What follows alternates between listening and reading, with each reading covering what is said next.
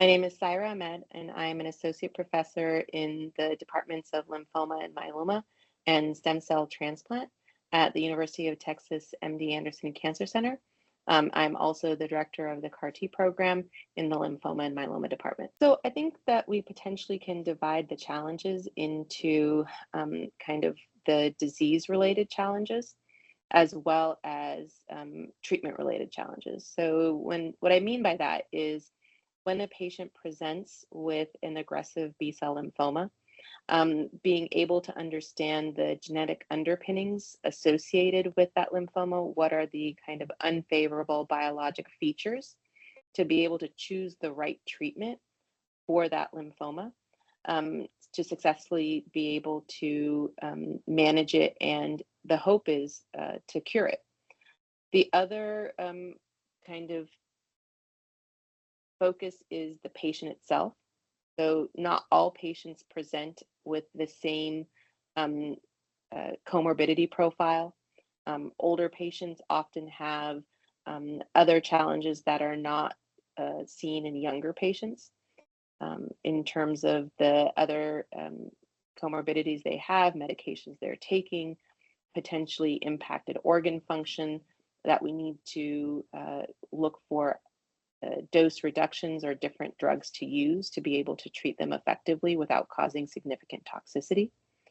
And then the treatment challenges in terms of the toxicity profile of different chemotherapy regimens that we're utilizing, and how to sequence the treatments that we have to be able to give the most benefit to patients in terms of their aggressive B-cell lymphoma.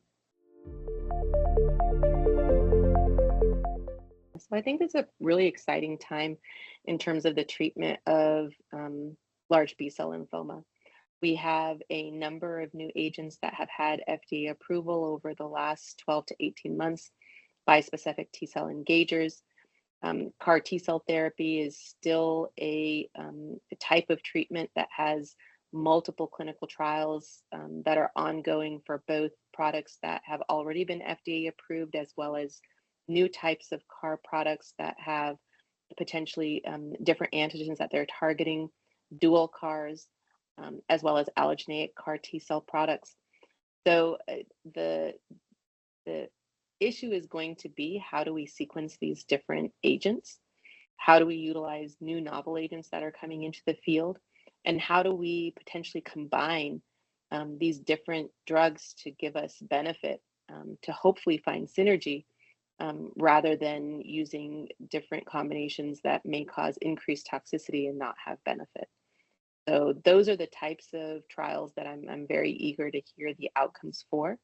And I think that there are a number of clinical trials that are also looking to decrease the amount of chemotherapy drugs and add in different novel agents that target the actual lymphoma cell, to minimize the toxicity and improve the tolerability of these treatments.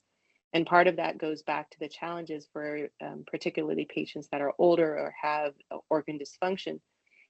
Generally, they have not been able to receive the full treatment to be able to adequately control their disease.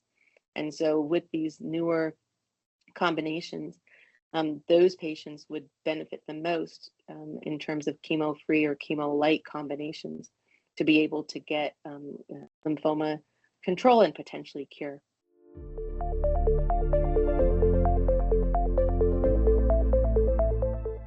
One of the remarks I think that still is important to understand is that a lot of these newer types of treatments, particularly CAR T-cell therapy and bispecifics, are often somewhat limited in terms of accessibility for patients because they are given at larger centers or more specialized centers because of the toxicity profile.